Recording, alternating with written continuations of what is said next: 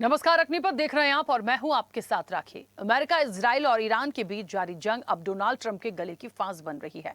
Trump के पास सिर्फ 7 दिन बचे हैं क्योंकि अमेरिकी संविधान के मुताबिक किसी भी युद्ध को जारी रखने के लिए 60 दिन के भीतर संसद की मंजूरी लेनी पड़ती है। ट्रंप ने संसद को 2 मार्च को युद्ध के बारे में बताया था, लिहाजा अब 1 मई से पहले उन्हें संसद से मंजूरी लेनी है। अब जरा अमेरिकी संसद की संरचना को भी समझते हैं। संसद के 2 सदन है, उच्च सदन को सीनेट कहते हैं और निम्न सदन कांग्रेस कहलाती है। किसी भी प्रस्ताव का दोनों सदनों से पास होना जरूरी होता है। समस्या यह है कि 100 सदस्यों वाले सीनेट में ट्रंप की रिपब्लिकन पार्टी के वैसे तो 53 सांसद हैं, यानी बहुमत ट्रंप के पास है, लेकिन उनकी ही पार्टी के लगभग 10 सांसद ईरान युद्ध के विरोध में आवाज उठा चुके हैं, जबकि कमला हैरिस के नेतृत्व में विपक्षी डेमोक्रेट एकजुट रहने वाले हैं। ऐसे में अगर युद्ध का प्रस्ताव सीनेट में गिरता है तो ट्रंप को युद्ध रोकना होगा और वैश्विक स्तर पर ट्रंप का मजाक भी बन सकता है। इसलिए अब ट्रंप 1 मई से पहले किसी भी तरह युद्ध को खत्म करना चाहते हैं और इस कानून में 60 दिन के बाद एक और विकल्प है। राष्ट्रपति एक बार के लिए 30 दिन का अतिरिक्त समय ले सकते हैं, लेकिन यह सिर्फ सैनिकों की सुरक्षित वापसी के लिए होता है, न कि युद्ध जारी रखने के लिए। ऐसे में बड़ा सवाल यह है कि क्या ट्रंप इस समय सीमा को नजरअंदाज कर सकते हैं। अमेरिका के कई राष्ट्रपति पहले भी ये दलील देते रहे हैं कि संविधान उन्हें सेना के प्रमुख के रूप में कई बड़े अधिकार देता है, इसलिए इस तरह की कानूनी सीमाएं पूरी तरह लागू नहीं होती। ऐसे में बड़ा सवाल है कि आगे क्या होगा। ईरान और अमेरिका के बीच पाकिस्तान में प्रस्तावित शांति वार्ता फिलहाल तो अनिश्चित स्थिति में है। दोनों देशों के बीच तनाव से दुनिया को जो परेशानी हो रही है वो अलग। ऐसे में आगे की तस्वीर क्या होगी, इसी पर आज हम चर्चा भी करेंगे, लेकिन पिछले 24 घंटे के 5 बड़े अपडेट्स भी आपको बताएं तो ये समझना पड़ेगा। देखिए कि इजराइल लेबनान में सीज फायर बढ़ा है। इन सारी बातों के साथ साथ भारत की एडवाइजरी भी जारी हुई है और भारत की एडवाइजरी में जो सारी बातें कही गई हैं, एक ये भी बात है कि ईरान की यात्रा फिलहाल वो लोग ना करें क्योंकि तनाव की स्थिति है। हॉर्मुज में इस बीच टोल वसूली भी हुई है और टोल वसूली के साथ साथ और आगे जाएं तो सुरक्षा की दृष्टि से आपको ये भी बता दें कि जो अमेरिका है उसने और ज्यादा वहां पर अपने युद्धपोत वहां पर उतारे हैं। निर्वासित क्राउन प्रिंस का विरोध भी है। तो बहुत सारी ऐसी अपडेट्स हैं 24 घंटे की जो ये बताती हैं कि युद्ध जारी है। बात ये लोग जो भी कर रहे हैं, फिलहाल पेच फंसता है उस 60 दिन के समय का, जिसकी अंतिम जो 7 दिन की बात हो रही है उसकी ये एक बात होती है कि अब एक अंतिम दिन जो 1 मई है, ट्रंप उसके पहले क्या करेंगे। आपको ये भी बता दें कि सबसे बड़ा सवाल यहाँ ये भी आता है कि हाल ही में कुछ ऐसी बातें भी डोनाल्ड ट्रंप की तरफ से आई हैं कि यदि कोई ईरानी बोट आपको दिखती है तो उसको फायर कर दीजिए, उसे बिल्कुल नहीं छोड़िए। तो इस तरह की जो चीजें हैं उससे युद्ध तो देखिए शांत नहीं होगा, लेकिन कैसे होगा और आने वाला समय क्या कहता है। क्या वाकई इन 7 दिनों में 1 मई का जो अंतिम दिन है उससे पहले ट्रंप इस युद्ध को रोक देंगे, उनकी मजबूरी है, या फिर कुछ और होगा। इसी पर आज हम चर्चा भी करेंगे। तमाम मेहमान हमारे साथ जुड़े हैं। सबसे पहले आपका परिचय करा दें। विदेश मामलों के जानकार हैं राजेश भारती। राजेश जी, बहुत स्वागत चर्चा में जुड़ने के लिए। रक्षा विशेषज्ञ हैं retired major doctor Mohammad Ali Shah. Mohammad Ali Shah ji, आपका भी बहुत स्वागत है। और मिडिल ईस्ट के जानकार हैं प्रोफेसर सचिन तिवारी। सचिन जी, आपका भी बहुत स्वागत है।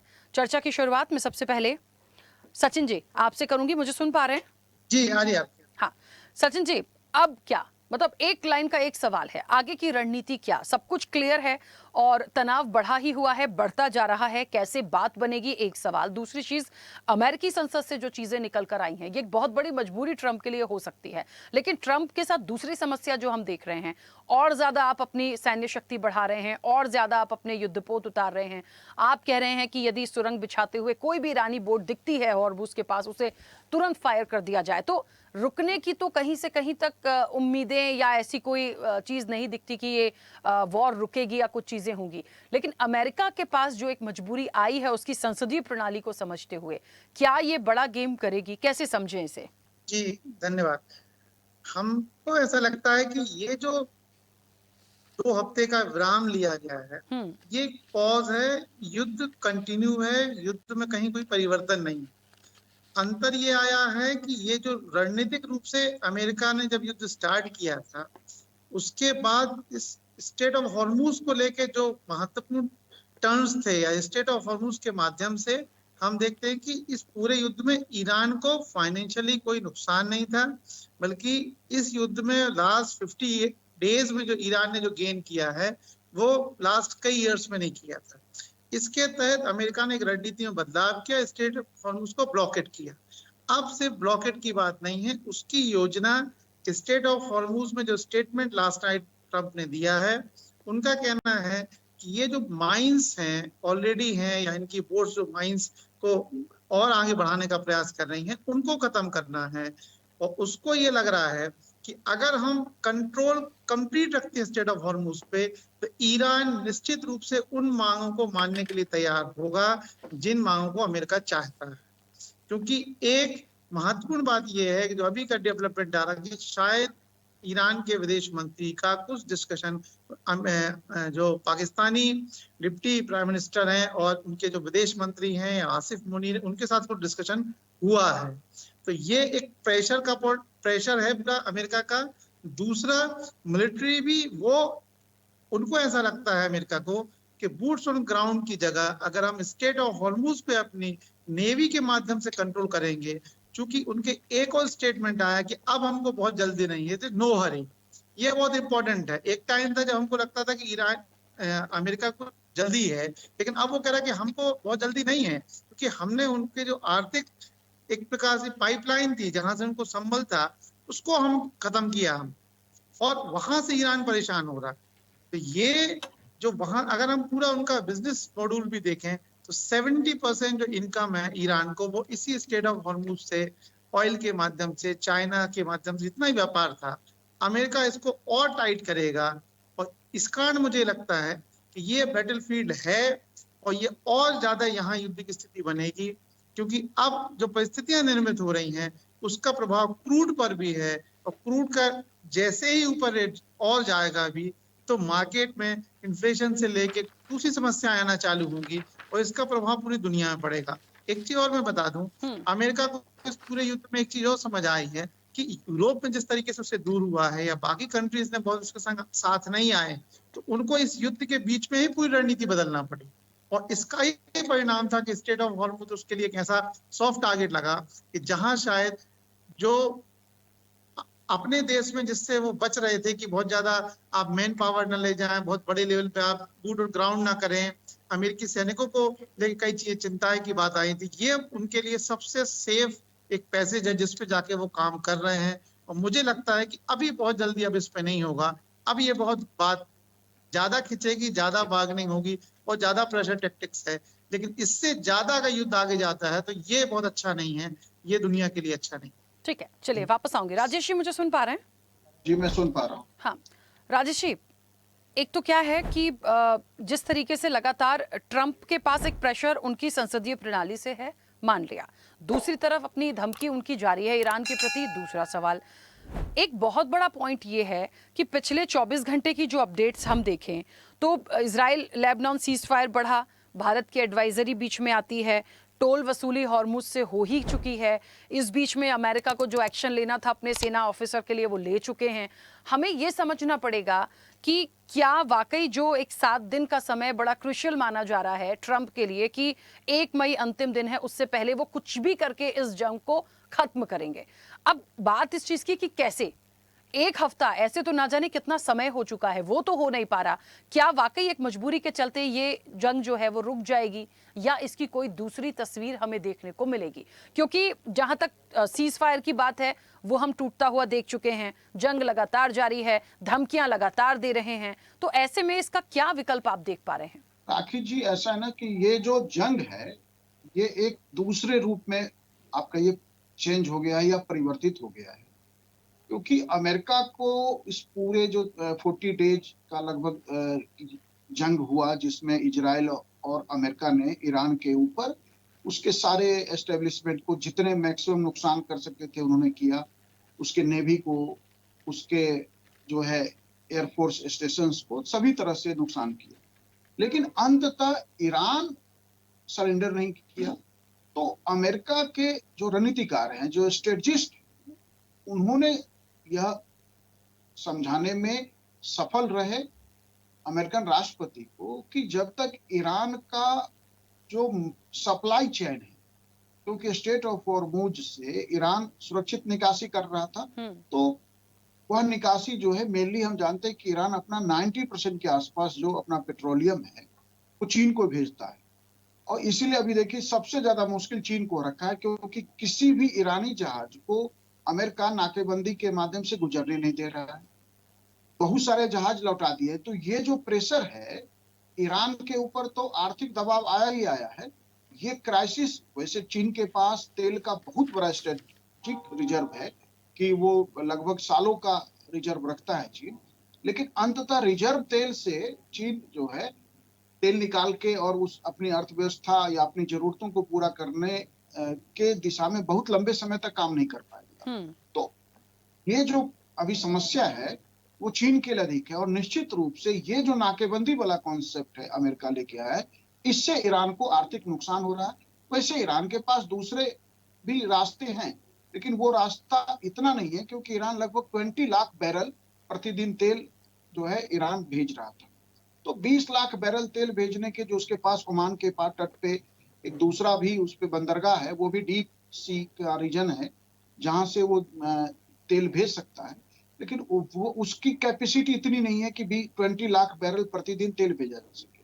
अब ये जो मई का जो डेडलाइन है, उस डेडलाइन की मुझे लगता है ट्रंप को जरूरत ही नहीं पड़ेगी, क्योंकि ट्रंप अब डायरेक्ट वार में मुझे नहीं लगता कि जाएंगे, क्योंकि नाकेबंदी से ईरान की घेराबंदी बेहतर हो रही है।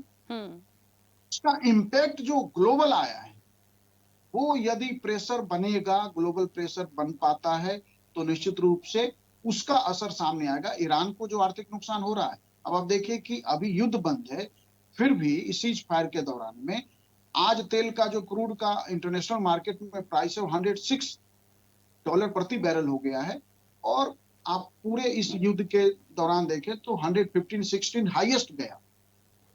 तो तेल की जो अंतर्राष्ट्रीय कीमत जिस तरह से बढ़ी है, वह हमारे लिए तो चिंता का विषय है ही, भारत के लिए भी चिंता का विषय है, चीन के लिए भी चिंता का विषय है, और एशिया में कई देश है जैसे जापान है या साउथ कोरिया है, वो पूरी तरह जो है इंपोर्ट पे ही डिपेंड करते हैं। और आसियान कंट्री जो है, जो अपनी इकोनॉमी को बेहतर करने की दिशा में कई दशकों से काम करें, सबसे बड़ा संकट जो है वो आसियान के देशों में आया है। वो चाहे मलेशिया हो, वो इंडोनेशिया हो, इन देशों में ज्यादा बड़ी क्राइसिस है।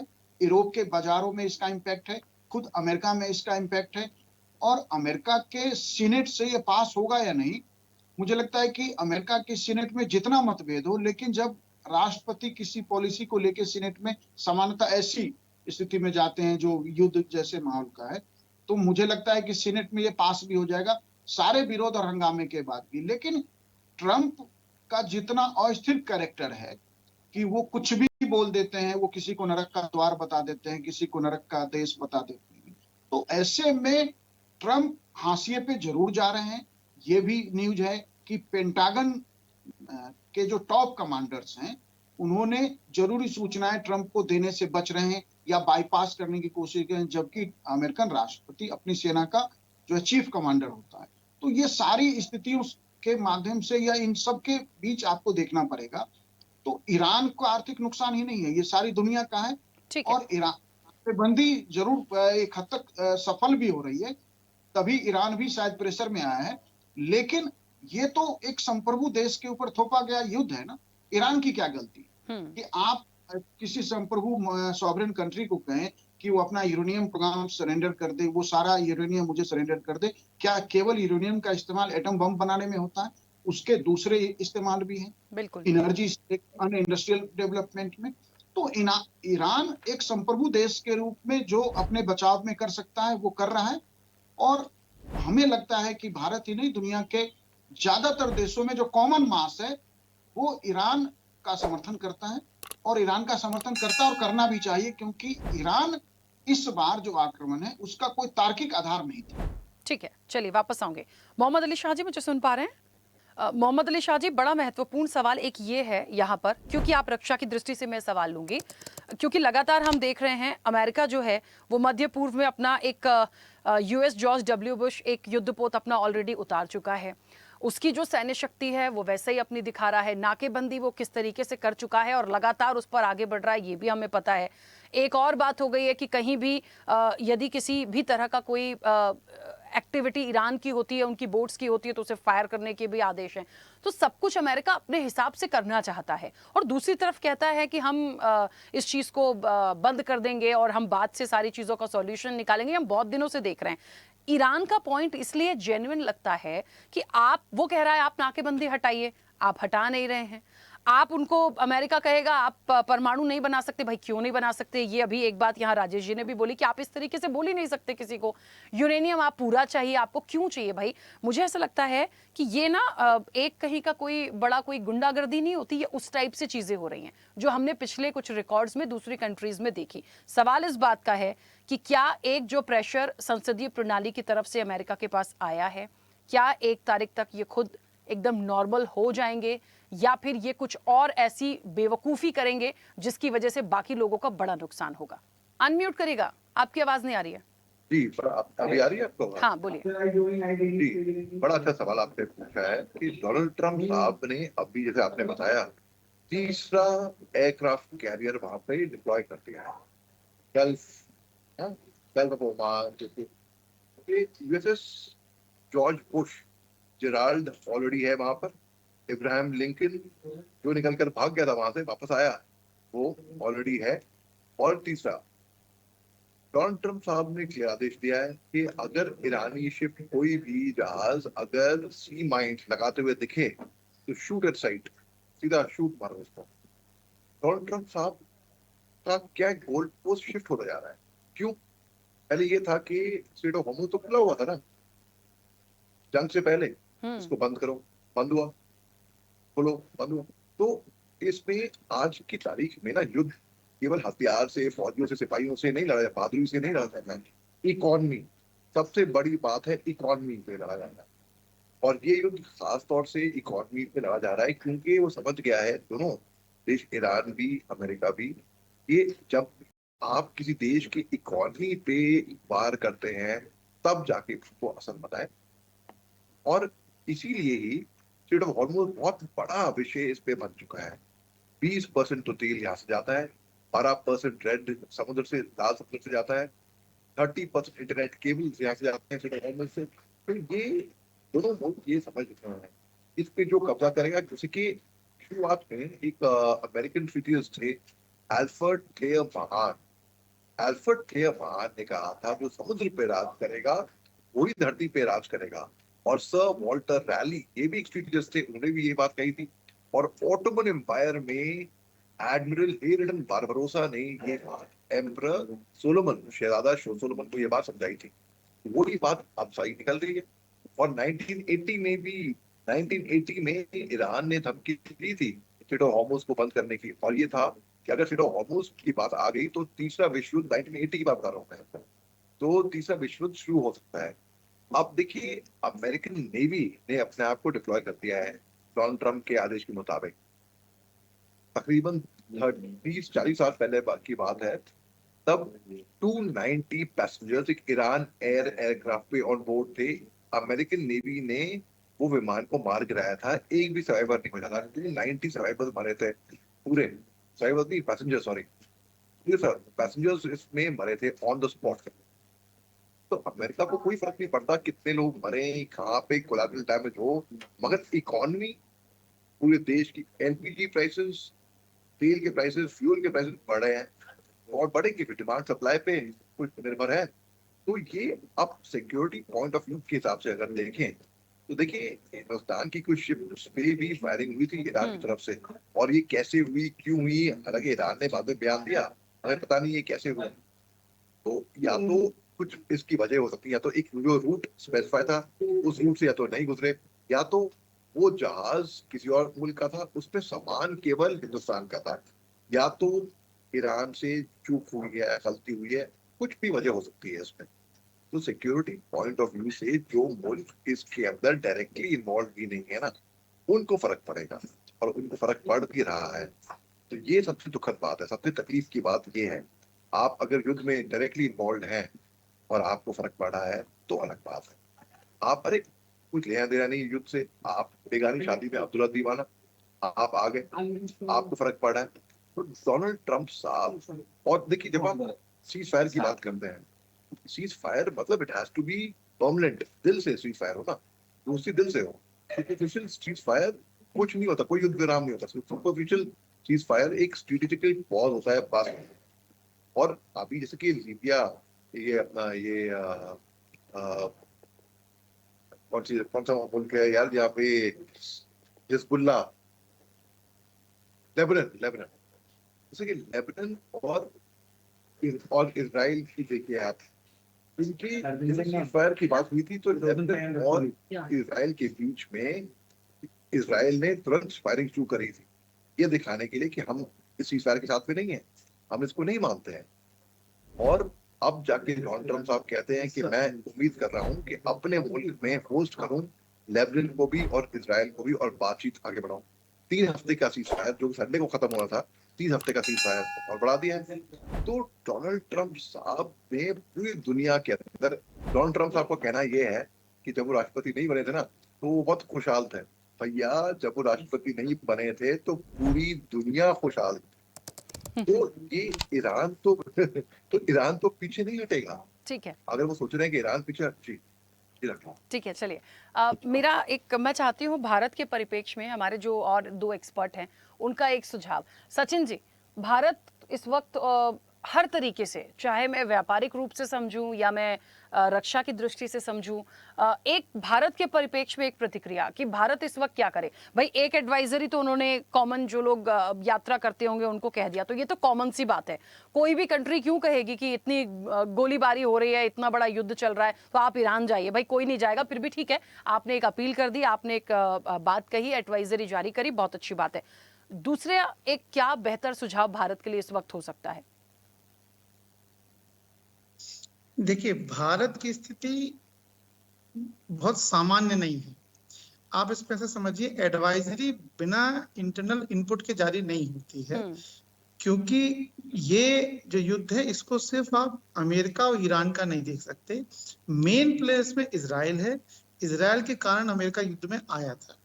इजराइल और लेबनान के बीच अभी सीज फायर एक्सटेंड हुआ, जब तक वो मामला वहां सेटल नहीं होता, क्योंकि इजराइल को ईरान में अपना हिजबुल्ला उनके संग जो लेबनान संग बातचीत चल रही, वहां उसको अपनी लाइन बढ़ाना है, टेरिटरी को एक्सटेंड करना है। एक बात, इस कारण ये यहाँ सेटलमेंट नहीं हो रहा। अब जहां तक भारत की बात है, ऑपरेशन सिंदूर से अगर आप देखें तो चाइना और तुर्की ने पाकिस्तान को सपोर्ट किया, ये सबको मालूम है।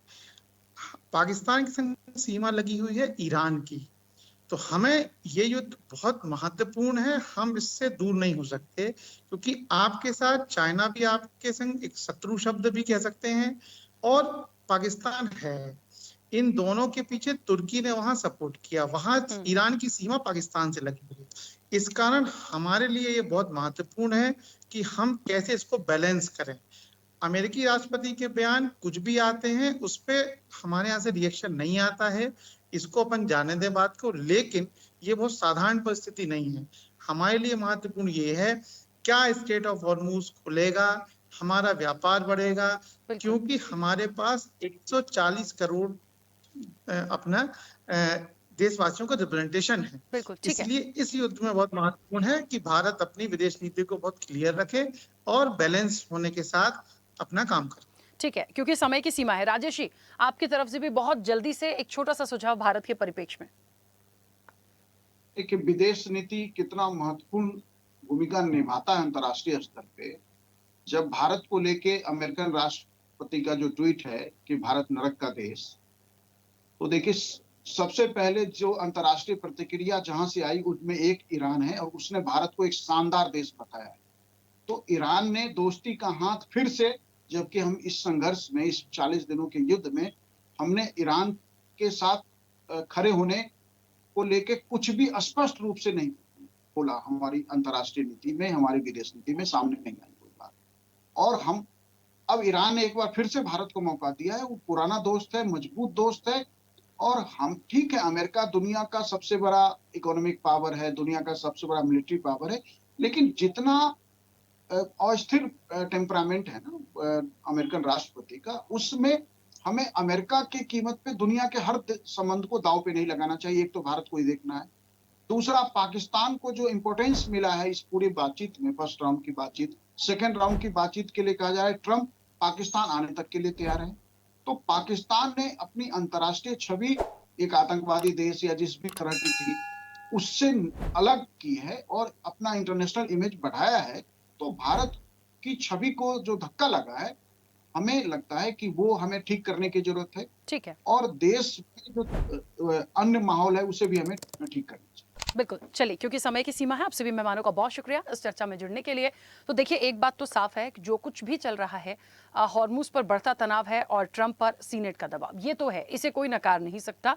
और ये दबाव जब तक रहेगा, उनका अपना प्रोटोकॉल क्या कहता है, लेकिन वहां से उनकी ही पार्टी के जो 10 सांसद जो हैं वो विरोध में हैं, तो वो कैसे इस चीज को लेकर जाएंगे, ये वाकई एक बहुत बड़ा सवाल है। इस बीच जो परिस्थितियां बनी हुई हैं, हम हमेशा भारत को फ्रंट पे रखते हैं और उसके नजरिए से समझते हैं कि आने वाली तस्वीर क्या होगी।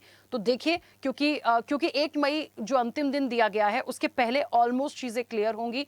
क्या वॉर रुकेगी, क्या स्टेट ऑफ हॉर्मुज ओपन होगा, क्या चीजें स्थिर होंगी, यही एक सबसे बड़ा सवाल इस वक्त जस का तस बना हुआ है। चर्चा में इतना ही। बने रहिए स्वदेश न्यूज के साथ। सबसे पहले देश।